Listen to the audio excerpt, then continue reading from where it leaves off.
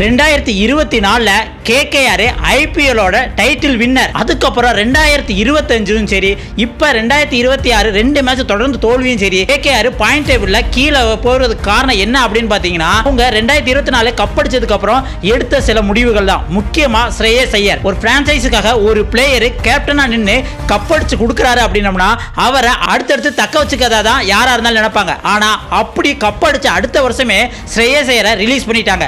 அதுக்கு காரணம் அவங்க உள்ளுக்குள்ள அரசியல். சரி, அவங்க போனதுக்கு அப்புறமாவது தன்னோட டீமை மெருகேத்துறாப்ல ஏதாவது ஒரு விஷயங்களை செய்யணும். அப்படி எதுவுமே செய்யல. இந்த வருஷமே எடுத்துக்கிட்டாலும் இவங்க எடுத்த பிளேயர்லாம் அடுத்தடுத்து இன்ஜுரி காரணத்தினால விளையாடாதனால இவங்களுக்கு பயங்கரமா பேக் ஃபயர் ஆகிட்டு இருக்கு.